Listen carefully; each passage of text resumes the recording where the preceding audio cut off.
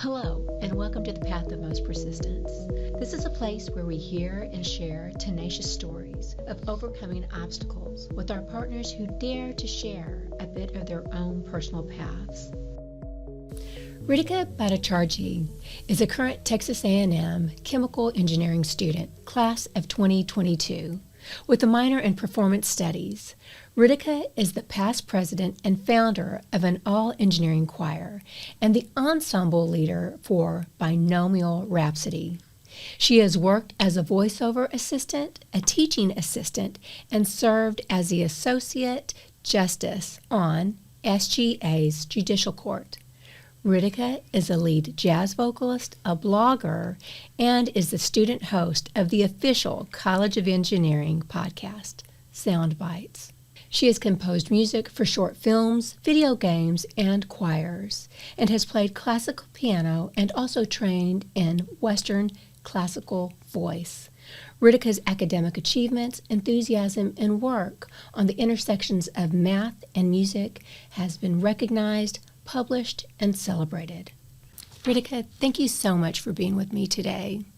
It's such an honor to be here. Thank you for having me. I have so many topics that I want to cover today, but I have to start with you being the host of your own podcast. So let's talk about your podcast. As we're just becoming aware of our own and adjusting and trying to make ours better and improving at every opportunity, we've been really looking around to see what others are doing, and yours is just outstanding. So tell me a little bit about your podcast, if you would. Yeah, so first and foremost, it's Sound Bites. It's not run by me. So my producers, the excellent team of Hannah, Lorian, and Steve, they work for Engineering Communications up in the 5th floor of Zachary, and they do an excellent job of producing and planning topics. And then my job as a student host, meeting and reaching out to students with exceptional experiences and stories that other students could maybe benefit from. And so what I do is I will reach out to people and get them on the show, help with scheduling and then planning topics, and then the producers handle the rest. So they'll do all of the editing, all of the scheduling. They plan the release dates, and they're the ones who upload it to Spotify and SoundCloud and other platforms. Oh, that's wonderful. So, but as the host, there's a lot of responsibility. Do you do a lot of prep work? Do you do a lot of homework and research, or do you just sit down and have a conversation? I am the type of person who always does my prep work. Yes. And so whenever I get somebody on the show, whenever I get a guest, I really like to talk to them beforehand as well and say, okay, what would you like to cover? Because I believe every person has a story and everybody has a message. It's just some of us are very aware of it, and then some of us are just finding it and finding the flow of what our story is. Many people who are on the podcast already know what their story is, and they want to share it with other people so that other people can benefit. So I always sit down and I'll write out topics, and then when I go to shoot or film the episode, the topics will just flow really nicely because I've done the prep work. And so I never go in cold. I have gone in cold on other episodes that I'm co-hosting, but I've never gone in cold on my own episodes where I'm bringing the guest in, because I really want it to be impactful and make sure that they get the chance to share what they want to share. Absolutely. And time is so precious because you only have so much time. But as you've been hosting, I want to know what you've learned about yourself being a host. Has there been something that you've revealed to yourself? Yeah. So let me go back to when I was a kid. I was always the one who tried super, super hard on everything. And I still am that kind of person who tries to go above and beyond. And it's because I really just always wanted to be recognized and appreciated and loved in a kind of way that I just didn't feel like I was getting that. And before, that was the focus of everything. I would do everything to prove to myself that I could do it and to appreciate and love on myself in a way that I just couldn't get from the outside world. Because no matter what happens, sometimes we have to love ourselves first before others can accept and love us and see our talents. We have to believe in our talent first before anybody else can see it and say, oh my gosh, that's such a great talent. Let's bring that skill to the forefront. So when I started hosting, they found me, Hannah and Lorian found me when I was a freshman, second semester. And so we started the podcast my sophomore year. when I started, I was bringing on these guests with these exceptional experiences, and I was always the one interviewing them. And at the same time, I was building up the choir and working on other initiatives and all of these other things, but I was never the one who was at the forefront. So this is my very first time I'm being interviewed, or at least interviewed on a podcast conversational format. Right. And so when I was there, you have to put yourself aside in a way that many of us aren't used to. We love hearing about ourselves, and I think everybody does. It's not something human nature. Yeah, it's human nature. We love hearing about ourselves. We love talking about ourselves. But when you're a host, it's really about making sure other people shine. Yes. And that's something that I took with me in every other project, every other landscape that I went into. Because when you let other people shine, eventually your worth will be noticed. It might take 10 years. It might take decades. It might take a few months, depending on what the situation is. But whenever you let other people shine and you earnestly put in all of your effort into trying to help them shine and making sure that they shine. So I would also talk, some people had great stories, but I would also talk to them about, okay, bring up this, don't be afraid to do this. And I would be almost like a crutch, an emotional crutch in the room when we were filming.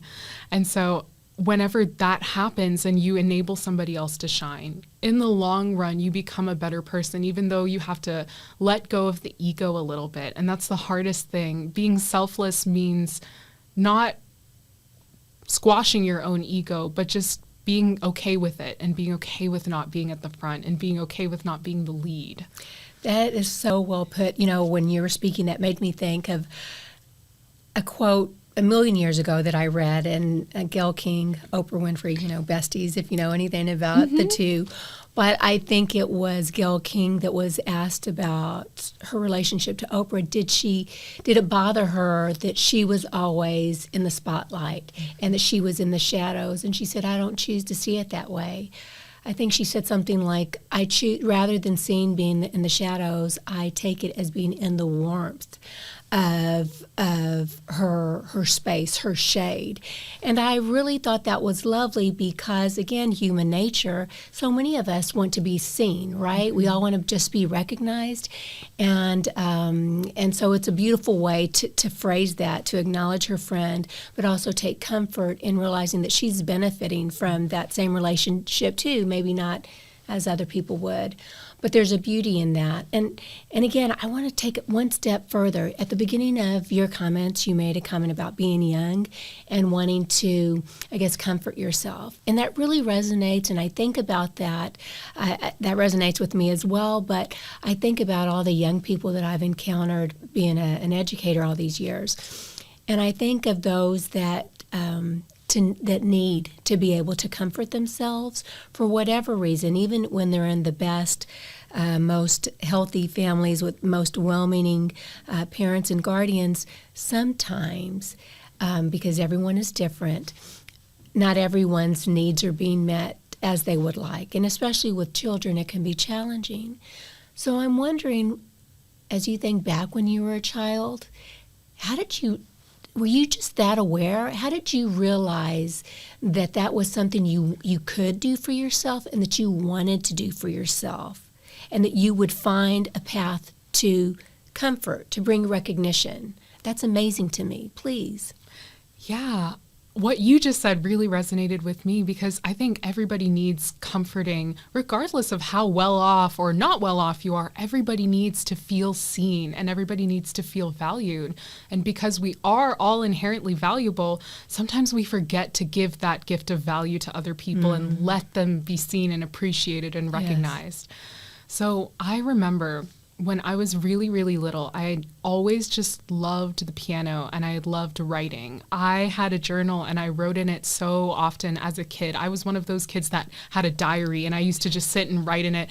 And now I grow up and I see all of these like random fake recipes and things like that I used to write when I was like 6 and 7 years old. But I remember even as a little kid and as a small child too, like I have memories from when I was 4 and 3 years old. And I remember just thinking sometimes, oh my gosh, like everybody has this life that they're living. And I remember thinking that when I was 5 or 6, because I overheard a conversation that one of my teachers had in like first grade or kindergarten, and they were just talking about grading. And I was just thinking, man, that's crazy. They have problems and lives that they live. And so I think early on, I was fortunate to realize that because of the people I was exposed to. And my mother was one of those people who was always so very warm and always put the needs of other people before herself. And so when I was 12, I remember on December 21st, 2012, she was first diagnosed with cancer. And it was early dismissal, so all the kids came home from school early, and we were just sitting together having lunch, and we got the phone call. And I just didn't believe it. It just didn't feel real. And so in that moment, I was just sitting there, and it was like I was watching a picture happening, like a movie on the screen. It wasn't my life. And it was just the start of something that would really shift the course of my life. And so my mom started her chemotherapy treatment and radiation, and it was really difficult. I think, particularly on her, I mean, I felt like I had no room to talk about how it was affecting me because I just cared for my mom a lot. My brother did as well, and my dad did it, of course, as well. But it just affected her, and it was so difficult. We'd never talk about these diseases that are internalized. It's literally your own cells turning against you. How dark is that? There's nothing to fight. Right. It's not like an outside force that you can conquer and vanquish. And we always use the expression battling cancer, but you're not really battling it. It's your own cells. And when the toxin comes in, chemotherapy is a toxin. It's a drug. It kills healthy cells too. And so I feel like throughout the course of that, she became more aware spiritually of a lot of the things that she wanted from her life. And so actually I have this moment. I remember when I was 12, after her diagnosis, I had found this little book on palmistry in our upstairs library. And so I brought it downstairs and I showed my mom. And we sat down and we were just reading the lines in our hands for a while. And then she looked at me and just very matter-of-factly, very casually, she looked at me and she said, I am going to die soon. And I was just so shocked. And I was like, oh my God, like what 13-year-old's mother says that to them? And also I was just sitting there like, why would she say this? Like it's as casual as the weather. I said, how do you know that? And she goes, when I was a kid, there was an astrologer in India that predicted this because I got like my life chart done. And I know I'm not going to live past this age. Ritika. I was so shocked, but I just didn't believe it. And so I sat there and I did the mental math and I was like, that means I'm going to be 19 when she dies. Because everybody else I'd seen, they had parents and they were like 30 and 40 years old. Yes. And I was just like, that's not normal. That's weird. Like I won't have a parent going into college. What? That's so young. And so I just remember that moment. And my mother, as she was going through chemotherapy, she turned to spirituality more. And so when you've exhausted all of your traditional options for medicine, so she was going to chemo, she was doing radiation, she was doing the physical therapy as well. Yes. When you've done all of that and you still feel stuck, what do you do? So we turned to alternative medicines alongside traditional medicines, and that was energy healing. And so she took me to all these workshops with her, and I was learning how to do Reiki, and I was learning how to do theta healing. And I learned through the course of that, meditation is the foundation of a lot of those types of healing methods. And so now as an adult, I'm still all for traditional medicine, but I also believe in mind being a part of your body, of course, know? Yes. They're not separate. And so wellness is a critical factor of just being a person. And so when I went through high school, every evening I would come back and I would sit down and we would meditate together and we would just practice that together. And then so I was coming home, practicing with her, and then going to any extracurricular activities because she would then get up and drive me to them until I got my driver's license later. And so I just remember the sacrifice, the being in the position of I am sick, but I am still putting you first. And I just thought that was so amazing. I think about that sometimes and I tear up or I get really just emotional because it's so amazing what parents do for their kids, and we just don't talk about it as much, the sacrifices they make to see us through. And so Goodness.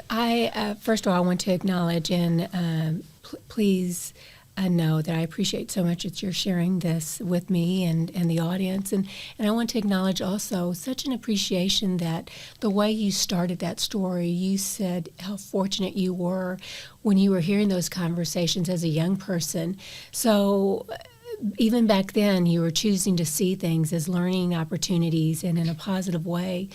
But when you started sharing the story about your mother and her revealing that her end would come soon, do you think, looking back now, are you happy you had that information, or you wish perhaps you didn't have that information? I wouldn't say I was happy per se, but I will say that knowing that in the back of my mind when the diagnosis came again that her cancer had remissed, I was 17 years old, and it was right before my 17th birthday. She went to see my brother in Austin on my 18th birthday, almost because she knew that she was running out of time and she was getting physically sicker. And in the back of my mind, I just remembered, God, when I was 12 or 13, that time we were sitting and reading the palmistry book, and she had mentioned that. And I thought, oh my God, is this it? And I had just this horrible sinking feeling, and I just believed that it wouldn't be it. No. Like, she's lived through this once. Yes. And MD Anderson is the best cancer center in the world. Yes. So it must be okay. So Thanksgiving Day, the first and only time I have ever seen my father cry was when he told us that she was going to pass away. And they took her in because she was a little sick and she had a swollen stomach, and so we believed that it would just be a simple paracentesis procedure and that she would get out of the hospital in a day. But then the doctors looked at her, and then they told my dad she has 10 days at most. And then the worst part was my dad came home and he told me and my brother, and then the doctor came in and told my mother before she was with us, and so she was all alone, and she heard that. But she was just this woman of incredible strength. So we saw her afterwards, and she had saved a portion of her lunch. And she said, you guys eat. I figured you wouldn't have eaten because you were coming from Katy, where we lived, all the way to MD Anderson. And that's the kind of person that she was. And I can't believe that I had just the blessing of having her as my mother. That is so, so beautiful. And before I go further, I want to take a moment, and would you like to say her name? Yeah, so her name is Ritika Bhattacharjee, but she goes by Rini. That's her nickname. And so her nickname actually came when she was little. In Bengali, Rimi Chimi means it's the onomatopoeia sound for bells. So when bells jingle, you say Rimi Chimi. And so Rini, R-I-N-I, was her nickname. Nice. And so she went by that nickname. All of her friends knew her as Rini. All of my friends that would come over would call her Rini Auntie as well. So that's beautiful. And I feel like I want to make a comment to you on a personal note.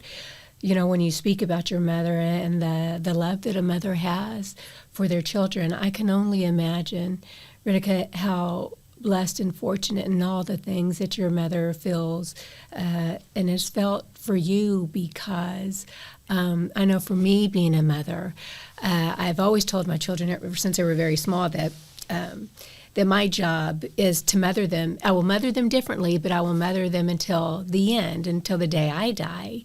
Yeah. And that mothering would look differently depending on the stages that they're in.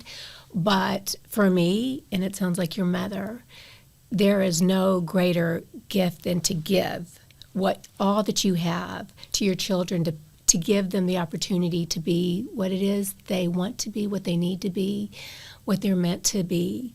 And just from the little bit that I'm getting to know you, how fortunate, how blessed your mother was to have you as a child, as a daughter. So I feel like I need to say that to you. Thank you. Actually, I remember when we were in the hospital, the second day that she was in the hospital, the first day that we had come to see her, there was this moment that she was meditating, and and her pulse started to slow, and then the oxygen started to drop, and there was that moment where everything just stopped. And I remember I was meditating with her, and I just imagined with all that I could that I was just pulling this ball of light, her soul, back into her body. And she got out of it. She came back after that moment, after her heartbeat had stopped. And all the nurses were around her checking everything. They were like, pain level. And she said 0. I was going into a beautiful place. I was walking towards this tunnel of light. And then the nurses left, and it was just me and her sitting there together. And my brother and my dad had gone downstairs to grab some food.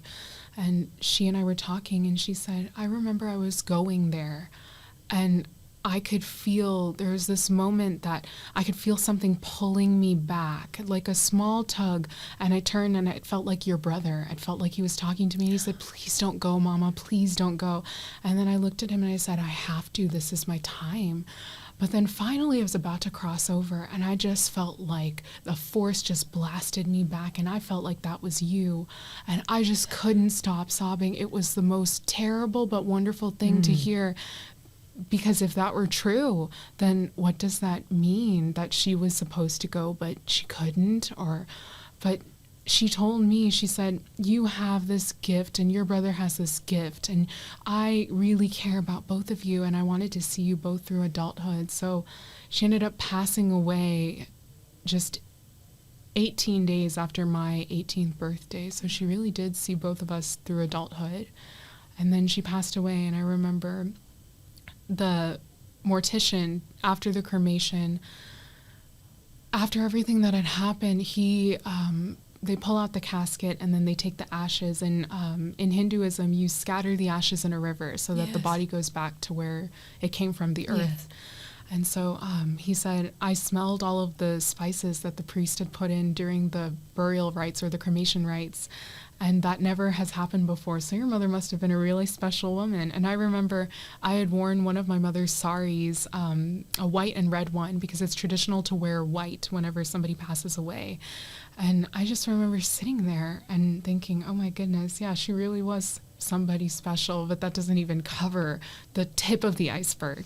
Yes. And even now, it's been years since it happened, but I go and I talk to her very often before exams, sometimes just when things are happening, and I'll sit down and I'll go to this place in my mind where I ask to talk to my mom, and then she always appears, and she's sitting in a rocking chair really comfortably, and she says, hi, Shona, how are you? And it's beautiful. It's hard because it's almost like a permanent long-distance relationship. But also there has to bring comfort to you that you feel so connected, because that was going to be my next question. Do you still feel very connected? And I say that because I know for those that I have deeply loved that have gone before me, that I feel and I still feel a connection to. And when I call on them, I feel them. And I feel as though I can have those conversations with them. And I feel that, they're now the little voice in my head. Some people call that wisdom, or, if you're spiritual in one sense or another, they have other names for it. But I hear it as those people, their voices. I hear it in that voice. And so I just wonder if you still feel and hear that connection with her. Oh, absolutely. There have been instances where I just broke down sobbing in the kitchen because my mom loved to cook. Yes. And I hated cooking. So she would force me, like, hey, you need to learn how to chop vegetables. I'm grateful for that now, because I'm the friend in my friend group that can do a potluck and all of that. But it's because she taught me how to cook. Yeah. And I remember I just broke down sobbing because I couldn't find where something was. Because normally she had millions of pots and pans. Yes. And so they were all very precariously arranged. And so I just broke down sobbing after she passed. And I just said, Ma, I don't know where this is. I can't find it. And I feel like I can't do this without you. And I very clearly in her voice heard in my head, look down and to the right, and there it was. And that's happened so many times. I'm looking beautiful. For things, and I feel so alone and isolated, and I'll say, Ma, I can't do this, and she'll go, yes, Shona, you can. You need to just do this. And then it's like answers I wouldn't have known on my own, like things I've never touched before, like her makeup drawers. God, going through her clothes after she had passed, I was looking for certain things, and she'd say, look here. And it's almost like she was just pointing me in the direction. Yes. And so that, I think everybody grieves in their own way, Yes. of course. For me, it was grieving the loss of the physical presence of my mother, because I still definitely feel her in my life, very much so, from an emotional and spiritual standpoint. Like, I couldn't make that stuff up. It was uncanny, and it was almost like, oh my God, you know? Yes. But yeah, I'm so grateful for her, and it's nice having more voices to consult, you know? Absolutely.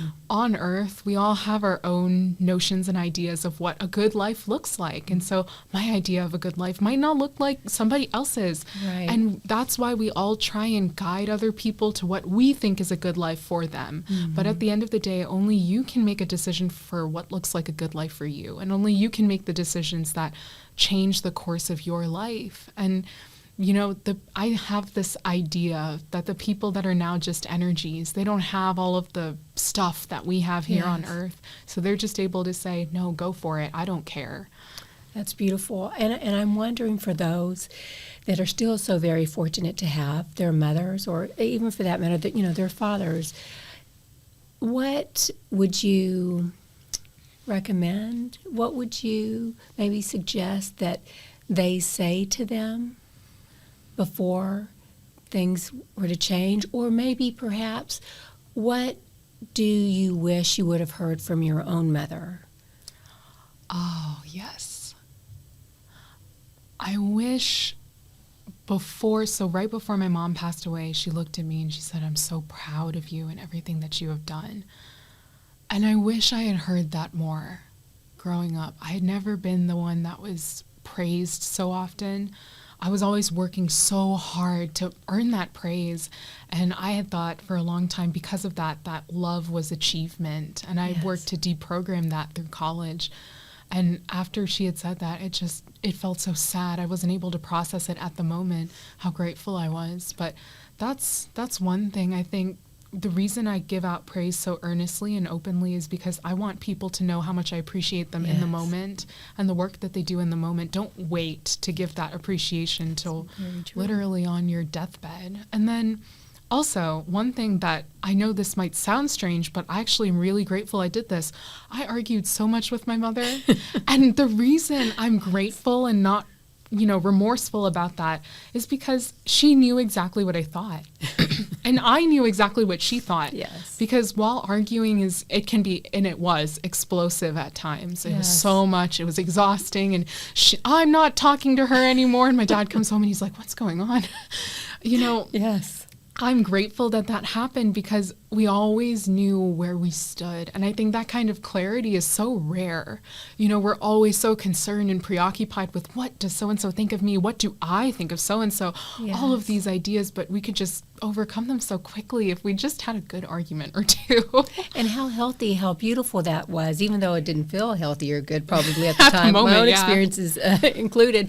But how healthy that you're able to articulate what you were feeling and your dissatisfaction. And then the best part is making up, right? Yeah, And and- having those conversations afterward. And we believe different things often about little things. We argued about the craziest little things, as I suppose every mother and daughter does. Yes, But yeah, but at the end of the day, it was like, okay, I know that you don't agree with me on this, and you know that I don't agree with you on this, but we're still going to eat dinner together, and you're going to like it, and I'm going to like it. Yes, I get it. I tell my own daughter, I can say and reveal more of myself now that she's older. But now I tell her when we talk about, those days, those years when we were really adversarial, that she just didn't understand. And I said the problem was it takes one to know one. So I was always one step ahead of her because, like you said, you kind of know what each other are thinking and feeling. Mm-hmm. But going back to one other thing you said, you made a comment about not hearing it, about being proud, like your parents or your mother was proud of you. Do you think that was just not the way they were socialized, so they didn't say it? And or do you think it was because they just knew? You knew? I mean, how could you not know? It was the second, more than the first, because my mother definitely gave out a lot of praise in the same way that I give out praise to other people, because she valued that, and I learned that value from her. I think sometimes we forget to tell the people that, work really, really hard that, hey, I still see you and I still value you a ton and you're awesome. And so it's just, they know that. They're so great that my words wouldn't mean anything, but they do. They really do. They really do. And I think, too, that it's the things that you don't have to say, but you say them anyway. Mm-hmm. It's just the things and not having to do or needing to do, but you do it. And those are the subtleties that build those really strong fibers. So that's beautiful. And I want to know also, although you look at your resume, you look at your CV, your bio, all the things, it is so impressive. And I cannot find a weak link in any of this. But surely there are times where you need motivation, inspiration. Do you have, I know you still must lean towards your mother, but do you have other areas where you find motivation and inspiration, Ritika? Absolutely. Oh my goodness. So actually everything that I've been a part of or done or worked on, all the initiatives that I've had the honor and privilege to serve to the College of Engineering and with them, they've come from they exist not because I'm this person that's always excited and always motivated. It's that I really believe happiness is a choice. And, if you're in a place where you need help, get help. Go talk to a therapist or psychiatrist. Get on medication if that's what you need. Yes. But make sure you take those steps to, help. And if you feel like you can't, there has always been this place inside of me, and I call it almost like you mother yourself. It's like there's an inner artist inside all of us, and that artist is a child. Imagine that artist is like 3 or 4 years old, really tiny, doesn't know what's good for them, just says, that's interesting, I want to do that. And then you have to be your own artist's parent, and you have to say, okay, I'm going to protect you. I'm going to make sure, so when criticism comes, because I've certainly, for initiatives I've done and performances I've given, been criticized. Yes. When that comes, it stings and it hurts. And I know, oh my God, sometimes your critics, they won't go up on stage themselves and they don't have the courage to do that. Yes. But they're more than willing to offer up criticism, and you just have to take it, especially online. It's so easy to get behind a screen name and just... But when that comes, you have to be the protector of your artist child. And I don't care if it's metalworking or if it's music or if you're super into cars or whatever it is. Maybe even it's scientific research. No matter what it is, when the critics come, because they will, if you're doing anything that's worth looking at, critics come. When that happens and you do get that negative feedback, be your own parent internally and look to yourself and say, okay, this sucked and that was awful. We're going to grieve for a day, and then we're going to get back on this. And tomorrow, the solution I found to hurting and grieving, and the solution to finding more motivation is just to do something. Yes. So whenever it happens to all of us, God, I go through these moods sometimes where I'm like, oh, I'm worthless, and I don't feel like I can do anything. Yes. And then my friends remind me, my roommate reminds me, and she's like, hey, okay, so lots of people don't have a job after grad, and you have one lined up. And I'll go, okay, yeah, but what does that mean if this person right here thinks I'm awful and posted this horrible thing or whatever it is? And then she reminds me, hey, you're worth so much more than what other people think. And we all are. Yes. We all are. Oh my gosh, opinions. Exactly. And I also have to remind myself too, and that just because you've been made aware of that one comment or that criticism shouldn't make a difference on your life, because if you had not have heard that comment, it wouldn't have affected you at all. So think of all the positive comments that you haven't heard, right? Mm-hmm. Focus on those things and just focus on, like you said, protecting that inner child.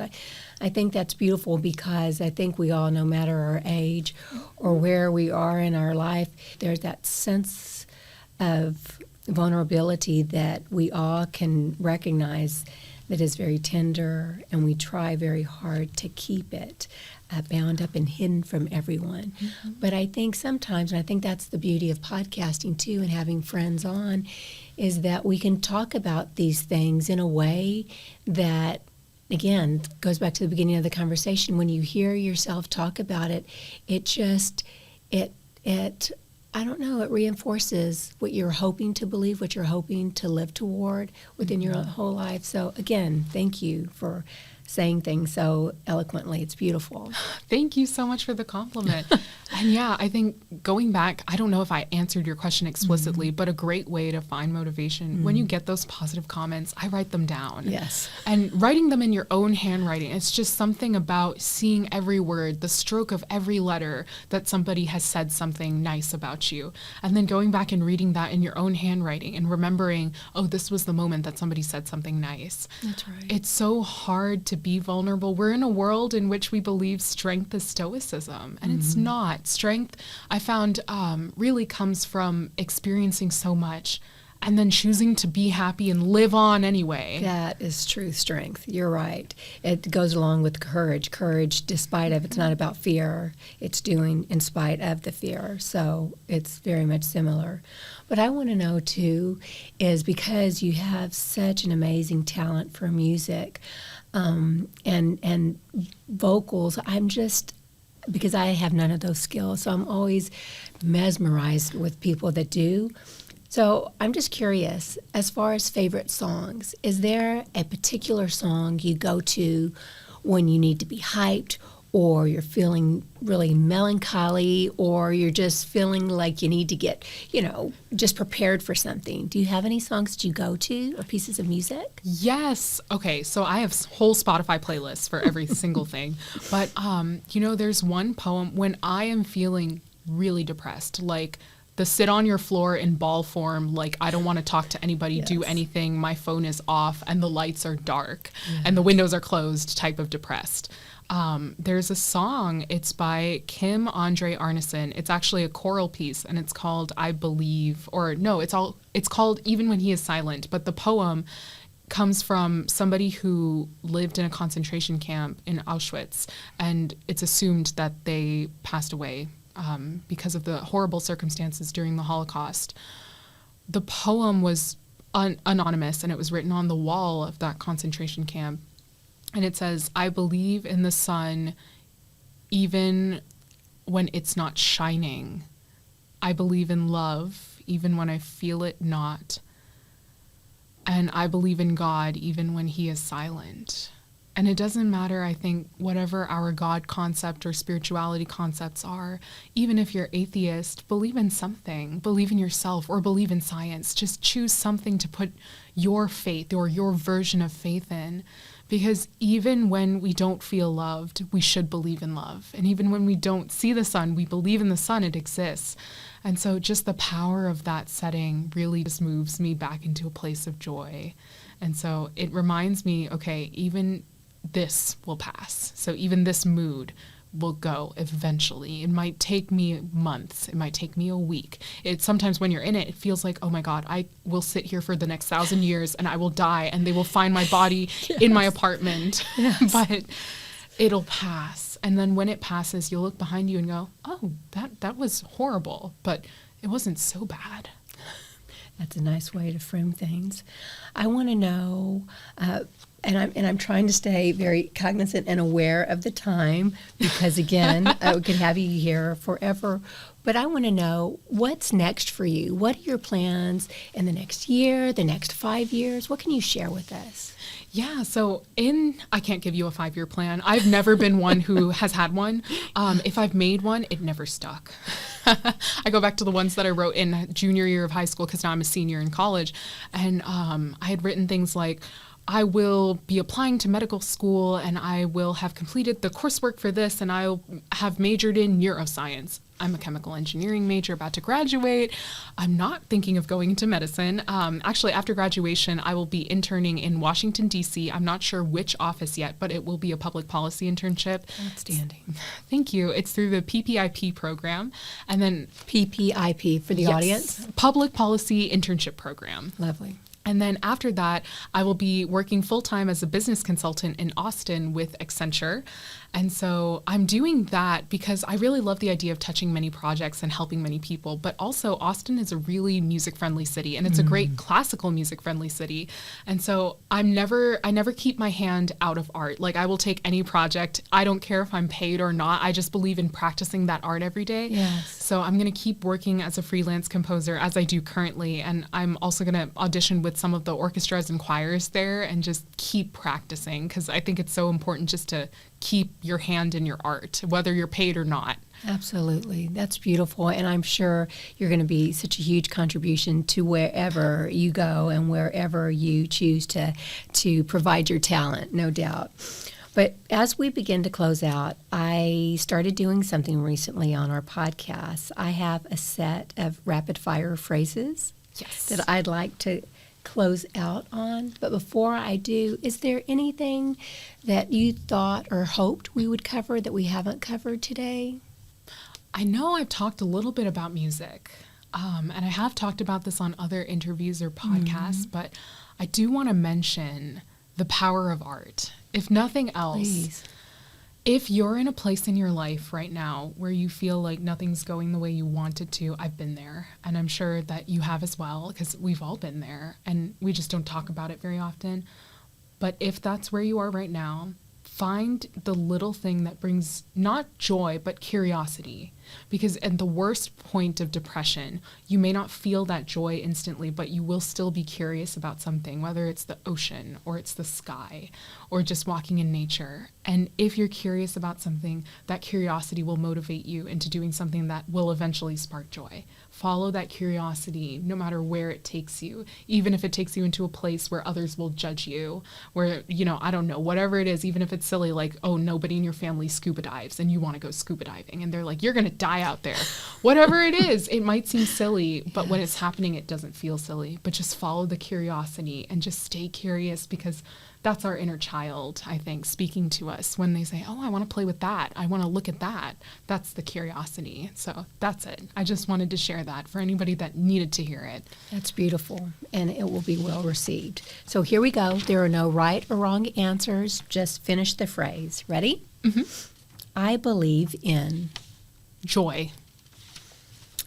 I trust my artist and the art of the people around me. Lovely. I love the universe.